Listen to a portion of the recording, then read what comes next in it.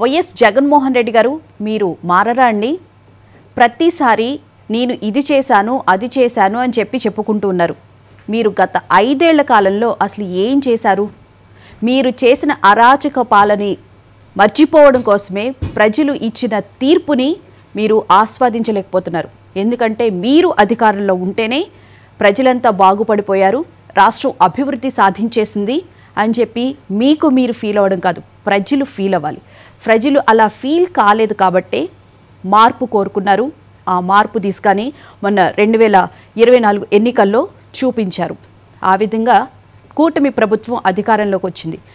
వచ్చిన తర్వాత కూటమి ప్రభుత్వం చేస్తున్నటువంటి అభివృద్ధిని చూసి ఓర్వలేక రాజకీయ కక్షతోనే అందరి మీద మా మీద కేసులు పెడుతున్నారు.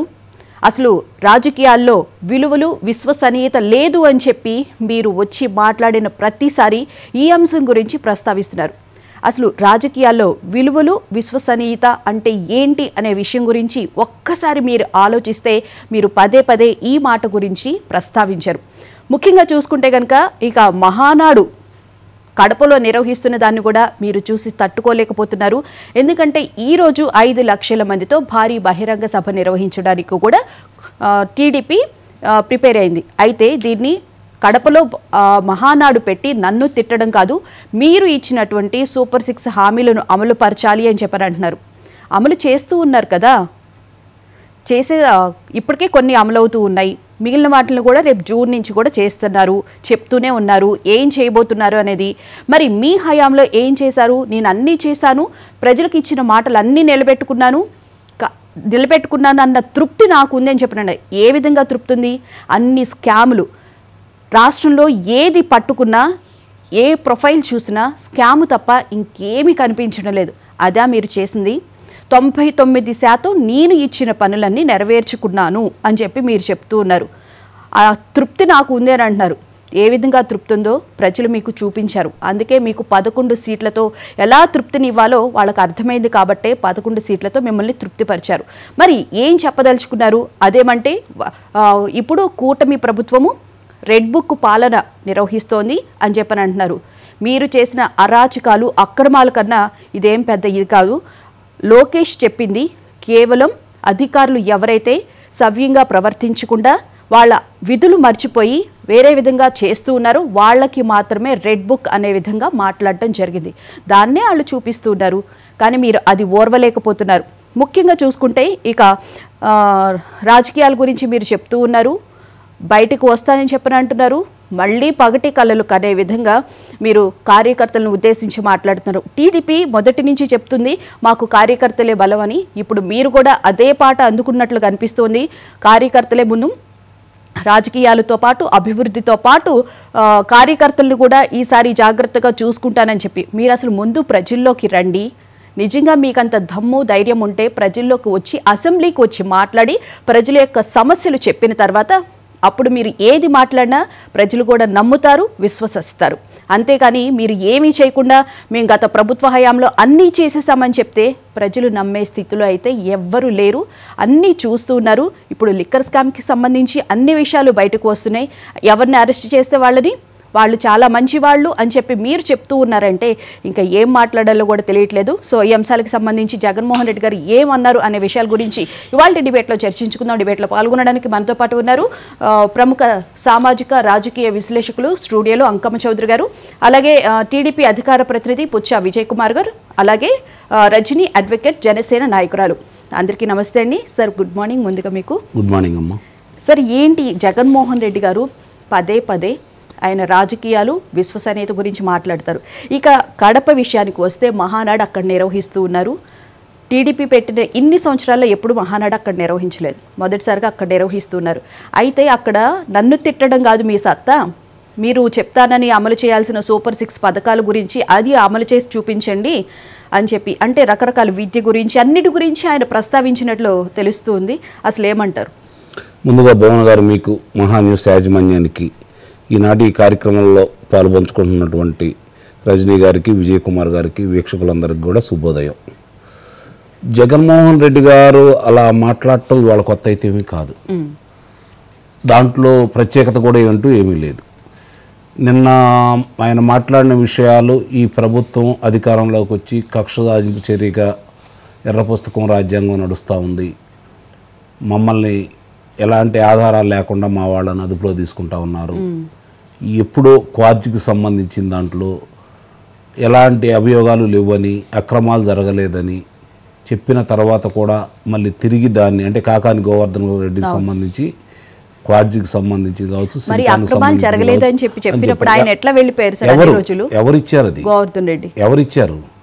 ఆనాడు అతను వాళ్ళకు ఉన్నటువంటి అధికారులు వాళ్ళ మాట వినేవాళ్ళు అక్కడ ఏమీ జరగలేదని ఇచ్చారు.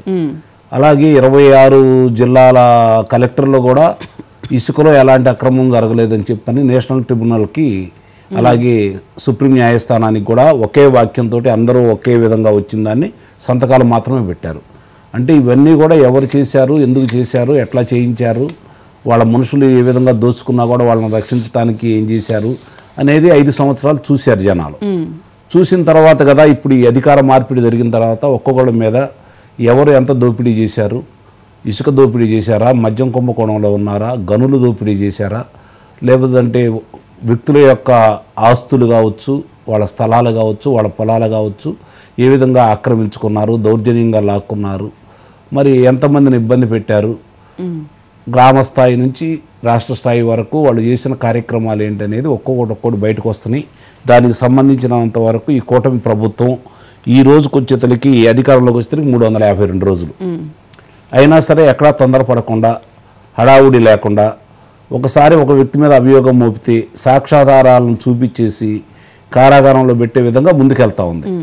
గమనించుకుంటా ఉంటే మనకి ఇప్పటికీ ఒక 6 ఐపీఎస్కి సంబంధించిన వాళ్ళు, పిఎస్ఆర్ ఆంజనేయులు ఈరోజు కారాగారంలో ఉన్నాడు, అట్లాగే సంజయ్, తర్వాత పివి సునీల్ కుమార్, మరి కాంతిరాణ్ టాటా, విశాల గున్ని, విజయపాల్, వీళ్ళందరి మీద అభియోగాలు మోపడం జరిగింది. ఒక ఆయన ఇప్పుడు కారాగారంలో ఉన్నారు, ఒక ఆయన వచ్చి వెళ్ళాడు. ఇప్పుడు ఇక్కడ గమనించుకుంటా ఉంటే ఇంతమంది ఐపీఎస్కి సంబంధించిన వాళ్ళు భారతదేశ చరిత్రలో ఏ రాష్ట్రంలో కూడా అభియోగాలు ఎదుర్కొంటూ ఈ ఉన్నవాళ్ళు అంటూ ఎవరు లేరు. ముగ్గురిని ఒకే రోజు జత్వానీ కేసులో సంబంధించి ముగ్గురిని విధుల నుంచి తప్పించడం కూడా జరిగింది. ఇది కూడా జరగలేదు. మరి ఇద్దరు వాసుదేవరెడ్డి కావచ్చు, గనుల వెంకటరెడ్డి కావచ్చు, వాళ్ళిద్దరి మీద కూడా అభియోగాలు ఉన్నాయి, ఐఏఎస్కి సంబంధించిన వాళ్ళు. ఇలా ఒక్కోళ్ళు అంశాలన్నీ బయటకు వస్తున్నాయి. ధర్మారెడ్డి తిరుమల తిరుపతి దేవస్థానానికి సంబంధించి ఎందుకు మీ ప్రభుత్వంలోనే పనిచేసిన వాళ్ళు 2004 నుంచి 2009 వరకు మీ తండ్రి గారి ప్రభుత్వంలో పనిచేసిన అధికారుల మీద ఎందుకు అభియోగాలు వచ్చినాయి? ఇప్పుడు మీరు 5 సంవత్సరాలలో అధికారంలో ఉండగా మీ మీద ఎందుకు అభియోగాలు వచ్చినాయి? ఇది ఒకసారి ఆత్మ పరిశీలన చేసుకోకుండా ఎదురుదాడి చేస్తూ ఆయన మాట్లాడే విధానం చూస్తూ ఉంటే దెయ్యాలు వేదాలు వల్లిస్తున్న సందంగా ఉన్నదే తప్ప మామూలుగా ఇప్పుడు ఆంధ్ర రాష్ట్రానికి ఏం జరుగుతుంది, నిజంగానే ఇప్పుడున్న కూటమి ప్రభుత్వం ప్రజాకంటకంగా పరిపాలన ఏమైనా చేస్తుందా, వాళ్ళు ఇచ్చినటువంటి హామీలు నెరవేర్చకుండా పారిపోతూ ఉన్నారా, ఏం జరుగుతుంది? దాని మీద కదా అతను స్పందించాల్సింది, దాని మీద కదా అతను మాట్లాడాల్సింది. కాకాని గోవర్ధన్ రెడ్డో, ఆళ్ళ రామకృష్ణారెడ్డో, సజ్జల రామకృష్ణారెడ్డో లేకపోతే వీళ్ళకి సంబంధించిన విషయాల గురించి మాట్లాడుతున్నాడే తప్ప వాస్తవాలుగా మా వాళ్ళు ఎక్కడ తప్పు చేయలేదు, నీతి నిజాయితీకి సంబంధించిన వాళ్ళు, మేము మంచి పరిపాలన ఇచ్చాము, 2,63,00,000 రూపాయల బటన్ నొక్కి నేను అందజేశాను, ఎందుకు బటన్ నొక్కట్లేదు అని అంటున్నాడు. చంద్రబాబు గారు నొక్కట్లేదు, బటన్ బటన్ అంటే అలవాటు పడిపోయాడు ఆయన. బటన్ నొక్కాల్సిన పనే ఉంది. వాస్తవంగా ఈరోజు నువ్వు 2,63,000 మంది వాలంటీర్లు నియమించుకొని 1వ తారీఖు నుంచి 5వ తారీఖుని ఇష్టారీతిగా నువ్వు చేసుకుంటా వచ్చేసావు. వాళ్ళని నియమించినందుకు ఆంధ్ర రాష్ట్రానికి ఎంత అన్యాయం జరిగిందో, నీ పార్టీకి ఎంత అన్యాయం జరిగిందో ఇప్పుడు కూడా నువ్వు ఆలోచించట్లా. కానీ ఈరోజు వాడు లేకుండా 1వ తారీఖు నుంచి 5వ తారీఖు లోపు అందరికీ సకాలంలో ఏ సామాజిక వీళ్ళకి సంబంధించినటువంటి పెన్షన్లు ఏదైతే అందుతానే ఉన్నాయి కదా, అవును, మరి వాళ్ళకి ఏ ఇబ్బంది లేకుండా ముందుకు తీసుకెళ్తానే ఉన్నారు కదా. మరి నువ్వు చేసిన గొప్ప ఏంటి? వీళ్ళు నీకంటే గొప్పగా వీళ్ళు ఎలా చేయగలుగుతున్నారు? 1వ తారీఖు నుంచి 2వ తారీఖు లోపే దాదాపు అందరికీ అందజేస్తున్నారు, ఇన్ని లక్షల మందికి కూడా. మరి ఆ రోజు నువ్వు ప్రత్యేకంగా వాళ్ళు ఎందుకు నియమించుకున్నావు అంటే నీ మనుషులను పెట్టుకొని గుట్టుమట్లన్నీ తెలుసుకొని ఆస్తుల వివరాలు తెలుసుకొని కుటుంబ కలహాలను అడ్డం పెట్టుకొని వాళ్ళని ఇబ్బంది పెట్టి నువ్వు పబ్బం గడుపుకోవడానికి కోసం వాళ్ళని నియమించుకుంటా ఉంటే, ఇది కూడా కాకుండా వాళ్ళకి సంబంధించినంత వరకు 2,63,000 మందికి ఒక్కొక్కరికి 5,200 రూపాయలు ప్రతి నెల చెల్లించాడు. ఆ 200 వాళ్ళ పత్రిక కొనడానికి వినియోగించుకున్నాడు. అంటే ప్రజల సొమ్ము అప్పలంగా వాళ్ళకి ఇచ్చేసి ఈరోజు వాళ్ళని తీసేశారు, 2,63,000 మంది ఉద్యోగాలను తొలగించారని మాట్లాడుతున్నాడు. నువ్వు వాళ్ళని ఏమన్నా మళ్ళీ రెన్యువల్ చేసావా? చేయలేదు కదా. మరి నీకు మాట్లాడే అర్హత నీకు ఎక్కడుంది? నువ్వు వాళ్ళకి చట్టబద్ధత కల్పించలేదు, నీకోసం వినియోగించుకున్నావు. అది ఈరోజు వాళ్ళు చేసిన పనులు, వాళ్ళు చేసిన తప్పులు ఈరోజు వాళ్ళకి శాపాలై వాళ్ళు ఈరోజు అలో రామ ఇబ్బంది పడిపోతూ ఉన్నారు. ఇప్పుడు ఈ ప్రభుత్వం వాళ్ళల్లో ఎవరైతే సమర్థులు ఉన్నారో, ఎవరైతే చదువుకున్నారో స్కిల్ డెవలప్మెంట్ ద్వారా వాళ్ళ ప్రతిభను వెలికి తీసేసి వాళ్ళకి సరైన రీతిలో ఉద్యోగ కల్పన చేయాలని చెప్పి ఈ ప్రభుత్వం కోరుకుంటుంది. అలానే ముందుకెళ్లే కార్యక్రమంలో వాళ్ళు ఉన్నారు, ముందుకెళ్తానే ఉన్నారు. ఈరోజు ఇందాక నేను చెప్పినట్టు 352 రోజులు ఈ కూటమి ప్రభుత్వం అధికారంలోకి వచ్చిన తర్వాత ఒక్కొక్క విషయాలన్నీ చూసుకుంటా ఉంటే 7 లక్షల కోట్ల రూపాయల పైన పెట్టుబడులు రావడం కూడా జరిగింది. దానికి సంబంధించి నీ కడప గడపలో, నా కడపలో నువ్వు నన్ను పెట్టి నన్ను తిట్టిస్తావా అన్నావు. కడప ఏమన్నా ఆంధ్ర రాష్ట్రంలోనే భారతదేశంలో లేని ప్రదేశమా? ఆంధ్ర రాష్ట్రంలో ఒక ప్రాంతమే కదా, ఒక జిల్లాయే కదా. అంటే ఆంధ్ర రాష్ట్రంలో ఎక్కడైనా పెట్టే హక్కు ఉంది కదా, నీ సొంతమా ఏంటి? ఎప్పుడూ లేదు. ఏమైందంటే చిన్న చిన్న పొరపాట్లు, తెలుగుదేశం పార్టీ వాళ్ళు చేసిన చిన్న చిన్న పొరపాట్ల వల్ల కడపలో వాళ్ళు బలంగా ఉంటారని కారణమైంది. 1983 లేరు, 1985 లేరు, 1994 లేరు, 1999 లేరు, 2014లో కూడా 7 స్థానాలకు తగ్గకుండా గెలుచుకున్నటువంటి పార్టీ తెలుగుదేశం పార్టీ ఆ కడప జిల్లాలో. ఆ తర్వాత 1989లో కావచ్చు, 2004లో కావచ్చు, 2009లో కావచ్చు, 2014లో కావచ్చు, 2019లో కావచ్చు, నేనే ముఖ్యమంత్రి కాబోతున్నానని చెప్పిన ఆ రోజు రాజశేఖర రెడ్డి గారు కావచ్చు, నేనే ముఖ్యమంత్రిని అవుతున్నానని చెప్పిన జగన్మోహన్ రెడ్డి కావచ్చు, ఈ కార్యక్రమంలో భాగంగా కడపలో వాళ్ళకు కొంచెం బలం, ఎందుకంటే తన ప్రాంత వ్యక్తి ఏ విధంగా వాళ్ళు గెలిచారో ఈరోజు అందరూ తెలుసు. మరి ఈరోజు ఏమైపోయింది? మీకు ఆ ప్రజాదరణ ఏమైపోయింది? నీ ప్రాంతాన్ని చూసుకుంటా ఉంటే నీ ప్రాంతానికి సంబంధించిన రాయలసీమ జిల్లాలో ఈరోజు ఎంతోమందికి ఉద్యోగ కల్పన చేసింది తెలుగుదేశం ప్రభుత్వం. కియా పరిశ్రమ కావచ్చు, మరి రాప్తాల్లో వచ్చినటువంటి జాకీ పరిశ్రమను ఎల్లగొట్టారు, అమర్ రాజా పరిశ్రమను పారదోరారు. వాళ్ళు చేయాల్సినంత వాళ్ళు చేశారు, విధ్వంసం చేశారు. మళ్ళీ తిరిగి ఇప్పుడు ఈ కూటమి ప్రభుత్వం నీ దగ్గరకు వచ్చి నిన్ను తిట్టడానికి పెట్టలేదు. ఎక్కడ నిన్ను తిట్టలేదే వాళ్ళు. రేపు పొద్దున ఇంకో 10 రోజుల తర్వాత ఆ కడప జిల్లాలో ఉక్కు పరిశ్రమను తిరిగి నెలకొల్పబోతూ ఉన్నారు. చంద్రబాబు నాయుడు గారు కక్ష సాధింపు చర్యలే కనుక తీసుకుంటా ఉంటే నేను చెప్పినట్లు ఇన్ని రోజులు అధికారంలోకి వచ్చిన తర్వాత వాళ్ళకు సంబంధించిన అందరినీ ఈ పాటికి అదుపులో తీసుకునేవాళ్లే కదా. రాజకీయంగా చూసుకుంటా ఉంటే ఓ వల్లభనేని వంశీ, ఓ నందిగం సురేష్, ఇప్పుడు వచ్చేది కాకాని గోవర్ధన్ రెడ్డి, ఆళ్ళ రామకృష్ణారెడ్డి మీద అభియోగం మోపారు. వీళ్ళు ముగ్గురే కదా. అంటే ఇంతమంది మిగిలిన వాళ్ళందరి మీద ఎందుకు పెట్టలేదు? ఎవరైతే తప్పులు చేశారో, ఎవరైతే ప్రజలను ఇబ్బంది పెట్టారో, ఎవరైతే వాళ్ళు దాచుకున్నారో, హత్యలు చేశారో వాళ్ళకు సంబంధించిన అభియోగాలన్నీ ఒక్కొక్కటి బయట తీస్తున్నారు. మీరన్నట్టు 1 సంవత్సరం అయిపోయింది, ఇంకా కాలేదు, సంవత్సరం కూడా పూర్తి కాలేదు. వచ్చే నెల 12వ తారీఖు కానీ పూర్తి కాదు. మరి ఈరోజు మీరు చేసిందన్నీ కూడా వాళ్ళు గుర్తుపెట్టుకొని మీ మీద కక్ష సాధింపు చర్య లేదు, మాది 2O 2వ అని చెప్పని చెబుతున్నాడు కదా. మొట్టమొదటి వాళ్ళు ఏం చేసి 16 నెలలు కారాగారంలో ఉండవు, రేపు పొద్దున వచ్చేతనికి 16 సంవత్సరాల కారాగారంలో ఉంటావేమో. ఎవరు చెప్తారు? మీ శ్రేణులకేదో ఆత్మస్థైర్యాన్ని నింపడం కోసం, ఈ ప్రభుత్వం మిమ్మల్ని ఏదో అన్యాయం చేస్తుందని చెప్పడం కోసం, మీ మీద కక్ష సాధింపు చర్య కోసం ప్రజలందరూ కూడా మీరు చేసిన తప్పులకి ఇప్పటికి ఆలస్యం చేస్తున్నారని చెప్పి ఈ కూటమి మీద ఆగ్రహంగా ఉన్నమాట వాస్తవం. పథకాలు రావట్లేదని బాధపడలేదు వాళ్ళు. ఈరోజు గ్రామాల్లో రోడ్లు 80% పైన బాగుపడ్డాయి, ప్రశాంతంగా వెళ్తా ఉన్నారు. అందరికీ ఎక్కడ కూడా శాంతి భద్రతలకు ఆటంకం లేకుండా నడిచిపోతూ ఉంది. మీలాగా చేయట్లేదు. ఇంకా మీరే ఈ ప్రభుత్వం అధికారంలో ఉండగా కూడా కొన్ని చోట్ల కొంతమందిని మీరే హత్య చేస్తూ ఉన్నారు. ఇంకా మీ ప్రభుత్వం ఉన్నట్టు మీరు ప్రవర్తిస్తూ ఉన్నారు. అలాంటి విషయంలో ఈ ప్రభుత్వం మీద కొంత అసంతృప్తి ఉన్నమాట మాత్రం వాస్తవమే ప్రజల్లోనూ శ్రేణుల్లో కూడా. దాన్ని సరిచేసుకుని నిన్న చాలా మంచి మాట మాట్లాడారు చంద్రబాబు నాయుడు గారు. పార్టీలో కోవర్ట్లు వస్తున్నారు, జాగ్రత్తగా ఉండండి. నిస్సందేహంగా ఎప్పటి నుంచో చెబుతున్నాం మేము. ఆ పార్టీలో 164 స్థానాలు మీకు ఇచ్చిన తర్వాత ఆ పార్టీ నాయకులతో మీకేం పని?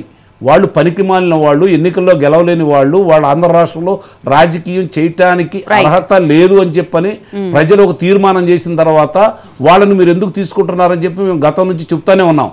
ఇప్పటికైనా సరే వీళ్ళకి జ్ఞానోదయం అయినందుకు చాలా సంతోషం. దీన్నే కట్టుబడి ఉండాలా. ఎట్టి పరిస్థితుల్లో కూడా ఆ పార్టీలో అంతకుముందు అన్యాయం చేసిన వాళ్ళని ఈ పార్టీలో చేర్చుకోకుండా ఉండాలి. ఈ కూటమి మొత్తంలో మూడిట్లో ఎవరిలో చేర్చుకోకుండా వాళ్ళ మీద శిక్షలు వేయగలిగితే ప్రజలు ఇచ్చిన తీర్పుకి మీరు న్యాయం చేసినట్టు, లేకపోతే ప్రజల తీర్పుని మీరు అభాస్యం చేసినట్టు అని చెప్పి నేను చెబుతున్నాను. రైట్. టీడీపీ అంటే ఒక డ్రామా పార్టీ అని చెప్పి అసలు ఏమీ చేయట్లేదు అని చెప్పి మళ్ళీ జగన్మోహన్ రెడ్డి గారు ప్రలోభాలకు గురి చేస్తున్న విధంగా అయితే ఆయన మాట్లాడుతున్నారు. విజయ్ గారు నమస్తే అండి. గుడ్ మార్నింగ్ భవన్ గారు. గుడ్ మార్నింగ్, నమస్తే సార్.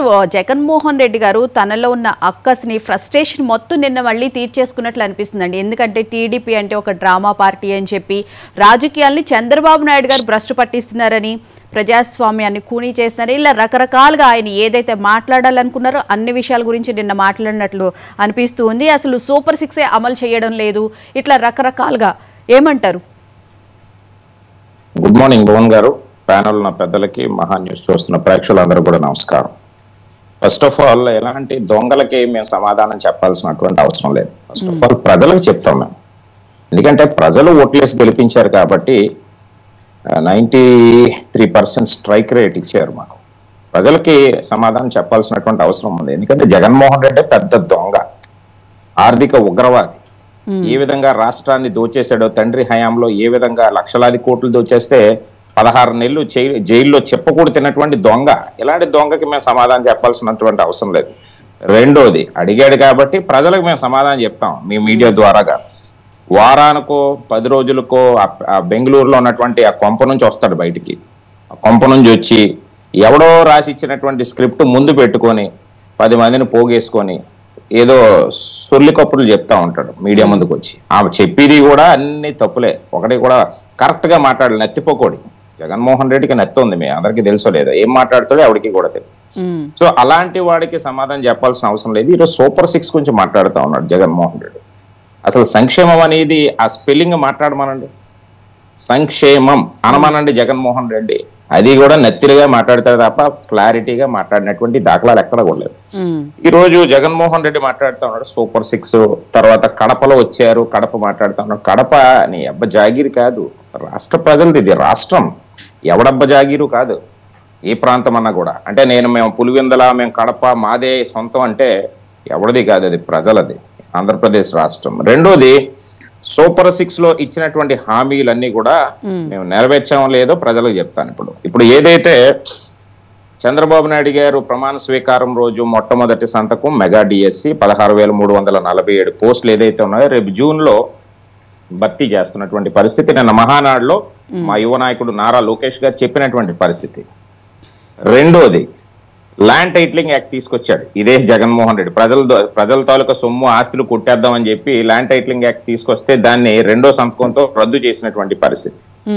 మూడోది, అన్నా క్యాంటీన్లు 2014 నుంచి 19 వరకు పేదవాడు కడుపు నింపాలన్నటువంటి ఆలోచనతో ఆ రోజు 5 రూపాయలకే అన్నా క్యాంటీన్లు తీసుకొస్తే దాన్ని మూసివేసి సుమారు 1100 కోట్లు రంగులేసి ప్రజాధనాన్ని దుర్వినియోగం చేసినటువంటి దొంగ జగన్మోహన్ రెడ్డి. ఇప్పుడు మళ్ళా మేము దాన్ని తెరిచి మూడో సంతకం పెట్టి ఈరోజు ప్రజలకి ఈరోజు అన్నా క్యాంటీన్లు కడుపు నింపుతున్నటువంటి పార్టీ తెలుగుదేశం పార్టీ. రెండోది, ఈరోజు పెన్షన్ 64 లక్షల లబ్ధిదారులకి ఈరోజు సుమారు 4,000, 6,000, 10,000 చొప్పున ఇస్తున్నటువంటి పరిస్థితి ప్రతి ఒక్కరికి కూడా. రెండోది ఏదైతే ఉందో తల్లికి వందనం రేపు అకాడమిక్ ఇయర్ జూన్ నుంచి చంద్రబాబు నాయుడు గారు నిన్న మహానాడులో అనౌన్స్ చేసినటువంటి పరిస్థితి. ఒక్కొక్కరికి 15,000 రూపాయలు చొప్పున ఇవ్వడానికి సిద్ధం అవుతా ఉంది. రెండోది, దీపం పథకం ఏదైతే ఉందో 3 సిలిండర్లు సంవత్సరానికి అని చెప్పాం, 1 సిలిండర్ ఆల్రెడీ డెలివరీ చేసాం. సుమారు 1 కోటి లబ్ధిదారులకి ఈరోజు రాష్ట్ర వ్యాప్తంగా ఇస్తున్నటువంటి పరిస్థితి. ఇవన్నీ కూడా జగన్మోహన్ రెడ్డి కళ్ళు పోయి ఏడుస్తా ఉన్నాడు. తెలియట్లా ఆయనకి ఏం మాట్లాడుతూ ఉన్నాడు అంటే పిచ్చెక్కిపోయాడు.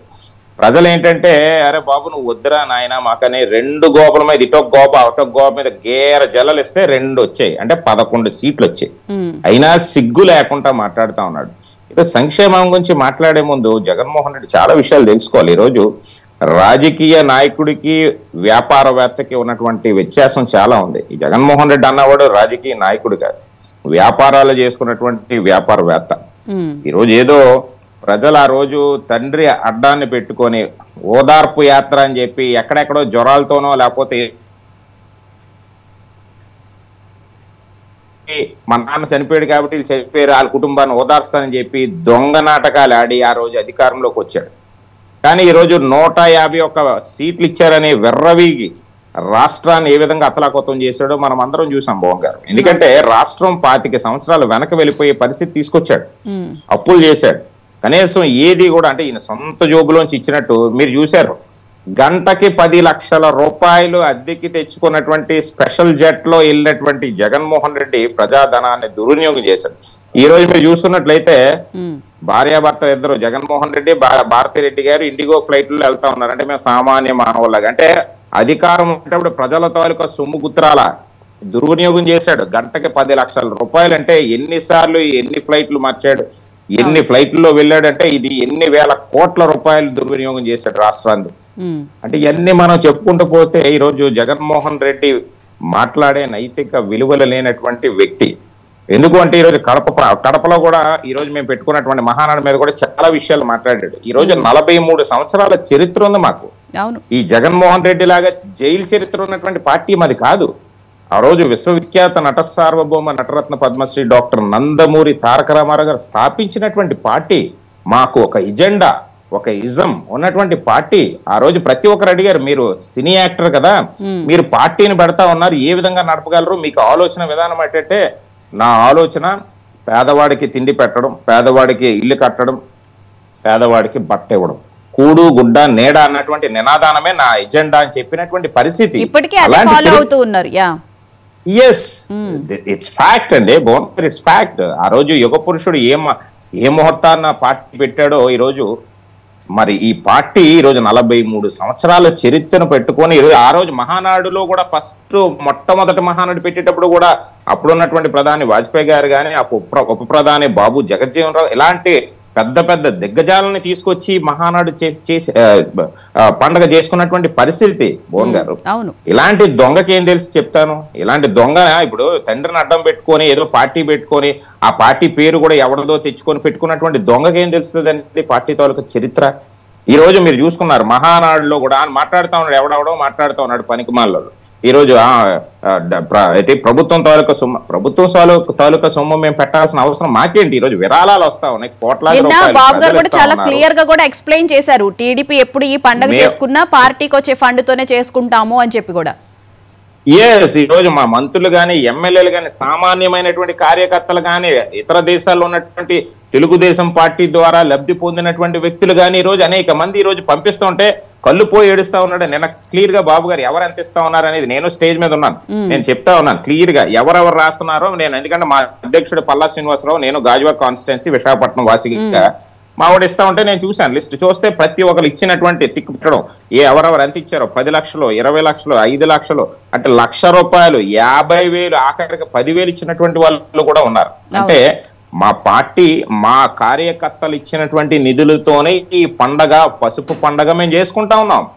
దానికి ఎందుకు ఏడుస్తా ఉన్నారు నాకు అర్థం అవట్లేదు. వీడికి ఒక ఎజెండా లేదు. జగన్మోహన్ రెడ్డి అన్నటువంటి వ్యక్తికి ఒక ఎజెండా లేదు, ఒక జెండా లేదు. జెండా కూడా ఎవరిదో పెట్టుకొని ఆ పార్టీ పేరు కూడా ఎవరిదో పెట్టుకొని ఈరోజు మాట్లాడుతూ ఉన్నట్టే చాలా హాస్యాస్పదంగా ఉంది భువన్ గారు. ఎందుకంటే ఈరోజు ఆ రోజు ఎన్టీ రామారావు గారు స్థాపించిన తర్వాత పార్టీ 1982లో మా పార్టీ స్థాపన తర్వాత 6 నెలల కాలానికే ఉమ్మడి రాష్ట్రంలో పార్టీ అధికారంలోకి వచ్చినటువంటి పరిస్థితి.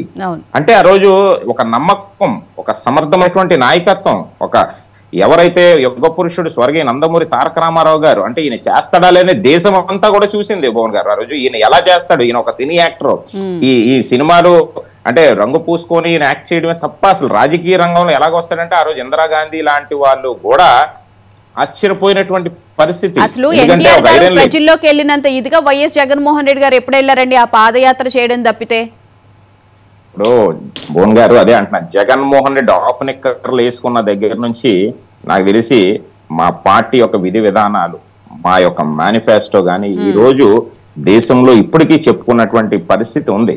ఎందుకంటే ఆ రోజు ఎన్టీ రామారావు గారి స్థాపన తర్వాత పార్టీ ఎవరైతే కాంగ్రెస్ లో ఉన్నటువంటి ప్రధానమంత్రి ఐరన్ లేడీగా ఉన్నటువంటి ఇందిరాగాంధీ గారు కూడా ఆశ్చర్యపోయారు. అంటే రాముడు చిన్నప్పుడు మనం చూడాలంటే దేవుని చూడాలంటే ఎవరో కృష్ణుడి రూపంలో చూడాలంటే ఎన్టీ రామారావు గారు, రాముడి రూపంలో చూడాలంటే ఎన్టీ రామారావు. అంటే ఇలాంటి సందర్భాల్లో పల్లెటూరులో ఎద్దుల బండిలో గంజానో పెట్టుకొని ఆయన సినిమా చూడడానికి కూడా రోజులు తడబడి వెళ్ళి దూరంగా వెళ్ళి చూసి వచ్చినటువంటి సందర్భాలు. అది చరిత్ర. అవును, నీకున్నటువంటి చరిత్ర ఏంటి? ఈ రోజు మనకి సోషల్ మీడియా గానీ ప్రింట్ మీడియా గానీ వచ్చింది భువన్ గారు.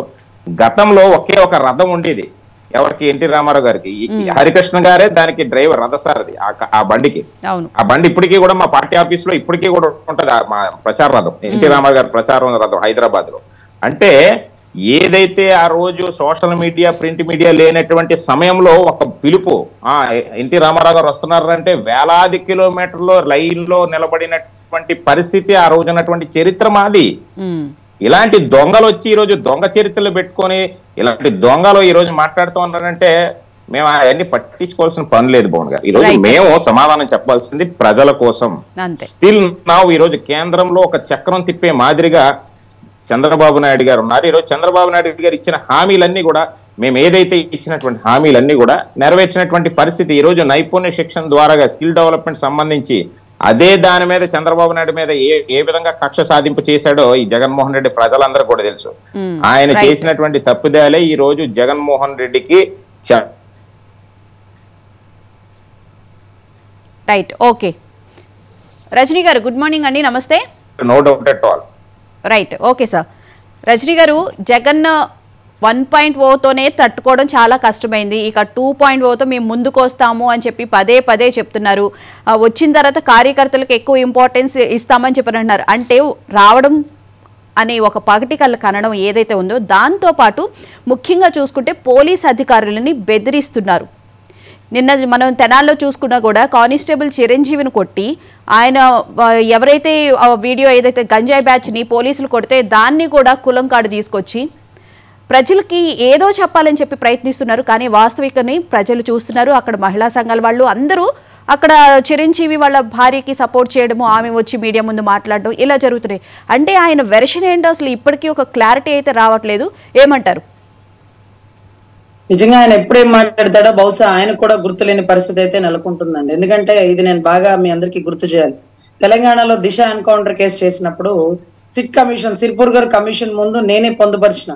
మా ఆంధ్ర రాష్ట్రంలో ఒక ప్రతిపక్ష నాయకుడు ఉండేవారు. ఆ ప్రతిపక్ష నాయకుడు చెప్పినాడు, ఇది కరెక్ట్, ఇది ఇలాగే చెయ్యాలి, లేకపోతే పోలీసులని సజ్జనారాయణ గారిని పొగిడారు, కేటీఆర్ గారిని పొగిడారు. అంటే ఒక అన్యాయంగా ఒక నలుగురిని పోలీసోడు రివాల్వర్ పెట్టి కాల్ చేస్తే వాళ్ళు నేరం చేశారా నేరం చేయలేదా ఇంకా ఇన్వెస్టిగేషన్ జరగకపోతే కస్టడీలో ఉన్న నలుగురిని ఎవరినో పెద్దోళ్ళని తప్పించడానికి ఇద్దరు పేదోళ్ళని దళితులని అన్యాయంగా చంపేశారని నేను పోరాటం చేసి ఢిల్లీ దాకా పోయిన రోజున ఆయన అప్పట్లో ముఖ్యమంత్రి అండి, 2021 ఆ టైంకి. సో అప్పుడు ఆయన అసెంబ్లీ సాక్షిగా చెప్పారు, సజ్జనర్ గారు లాంటి ఆఫీసర్ ఆంధ్ర రాష్ట్రంలో కూడా ఉండాలని. వీటిని ప్రోత్సహించిన కేసీఆర్ ప్రభుత్వం కంటూ అసెంబ్లీ సాక్షిగా చప్పట్లు కొట్టించారు.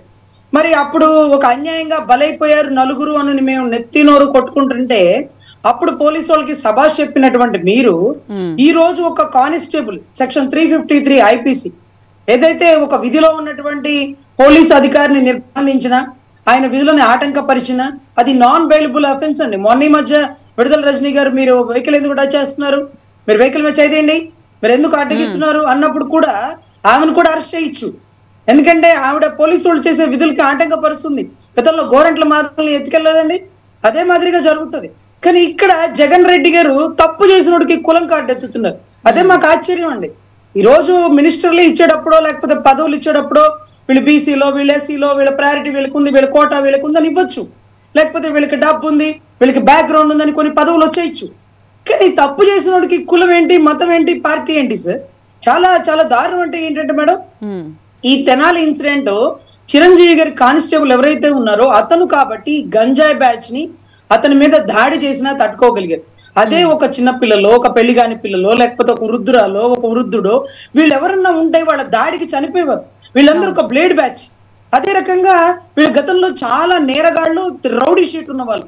ఇటువంటి వాళ్ళు ఏంట్రా నువ్వు అరెస్ట్ చేసేది, ఏంటి నువ్వు అరెస్ట్ చేసేది అంటూ కానిస్టేబుల్ మీద దాడి చేస్తుంటే అది తప్పించుకోగలిగినాడు అతను. ఆ టైంలో ముగ్గురు కలిపి ఒక కానిస్టేబుల్ మీద దాడి చేస్తుంది. అతనిది ప్రాణమే కదండి, అతనిది కుటుంబమే కదా.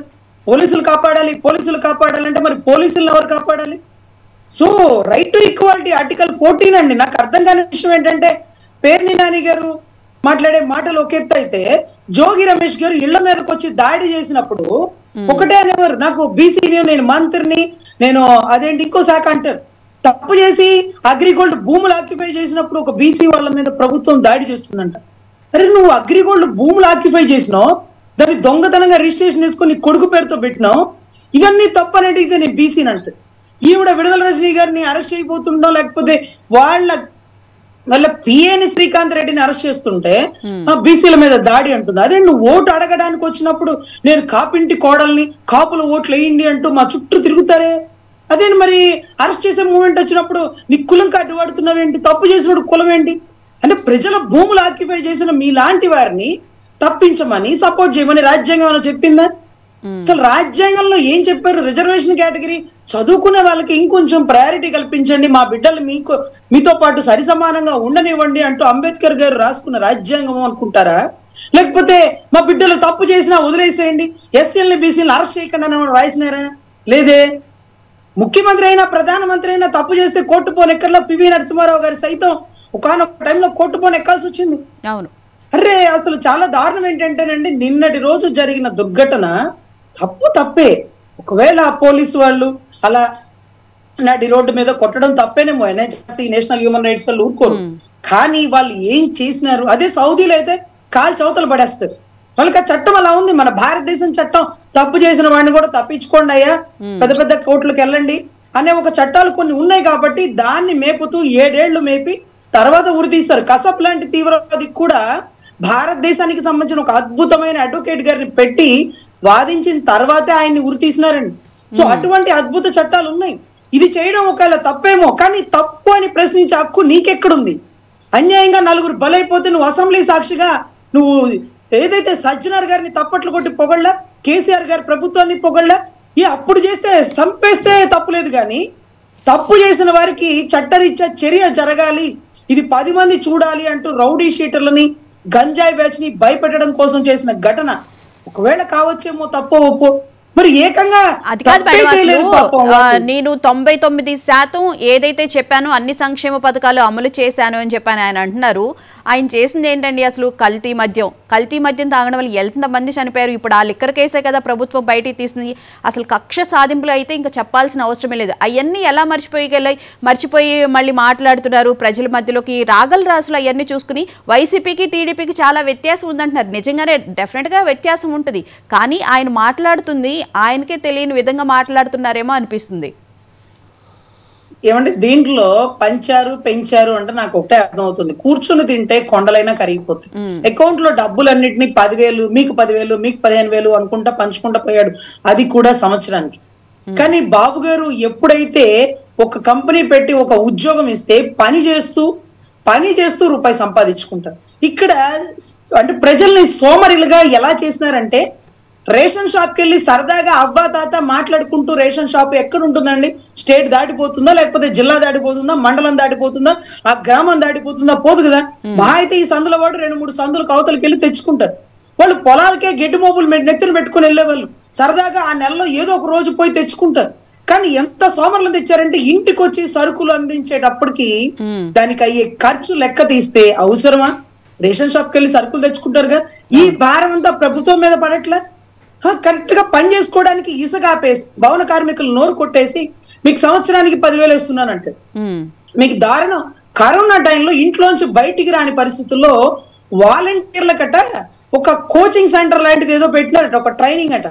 ఐపాక్ టీం వాళ్ళని మేపడం కోసం కరోనా టైంలో కూడా వీళ్ళకి 73 కోట్లు ఖర్చు పెట్టారంట. ఏదైతే వీళ్ళకి కళ్యాణ మండపాలు లేకపోతే షాపింగ్ మాల్ తీసుకొని వీళ్ళకి కోచింగ్ ఇచ్చినారంట. మరి సరుకులు కూరగాయలు మోసే వాళ్ళకి కోచింగ్ ఏమి ఇచ్చినారు పాపం? అది కరోనా టైంలో ఏమేమి ఇచ్చినారు? ఆ టైంలో కూడా 21, 22, 2019 మొత్తం కూడా ప్రతి సంవత్సరం 73 కోట్లు ఇచ్చినట్టుగా 247 కోట్లు లెక్క చూపించినారు.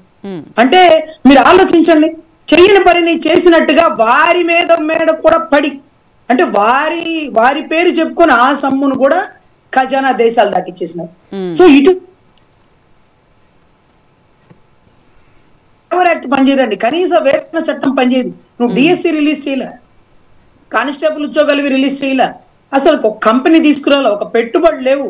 మన పిల్లలు పక్క రాష్ట్రాలకు పోయి కర్ణాటకకో చెన్నైకో తెలంగాణకో పోయి పని చేసుకునే పరిస్థితికి వస్తుంటే అక్కడ దాకా పోలేని డిగ్రీ చదువుకున్న బిడ్డలు నీ ఇంటి ముందు వాళ్ళకి శత్రువులో మిత్రులో వాళ్ళకి ఇబ్బందో అలాంటి వారి ముందు కూడా పాపం సరుకులు కూరగాయలు అంటూ మోసుకుంటిస్తూ ఏదైతే నాయకులు ఎమ్మెల్యేలు ఉంటారు చూడండి, వాళ్ళ బందోబస్తుల్లాగా వాళ్ళకి మీటింగులకి సభలకి జనాల్ని తోలించడానికి కూడా వాలంటీర్లు వాడారండి. పాపం చదువుకున్న విద్యావంతులని ఇంత నీచంగా తయారు చేసినటువంటి గత ప్రభుత్వం ఈ రోజు పెట్టుబడులు పెట్టి సాఫ్ట్వేర్ కంపెనీల్లో ఉద్యోగవంతులుగా తీర్చిదిద్దేటటువంటి ఇప్పటి ప్రభుత్వం కొంచెం వేరియేషన్ ప్రజలే పంచుకున్నారండి. మీరు ఇచ్చే 10,000, 5,000, 15,000 మాకు అక్కర్లా. మా బిడ్డకి ఉద్యోగం ఇచ్చే ఒక కంపెనీ, అమరావతికి ఒక కంపెనీ వస్తే నా బిడ్డ నెలకి ₹1,00,000 సంపాదిస్తారు, నా బిడ్డ 50,000 సంపాదిస్తారు. మేమే ఒకరికి ఇచ్చే పరిస్థితి ఉంటుంది, మీరు మాకు ఇచ్చే పరిస్థితి అక్కర్లేదు.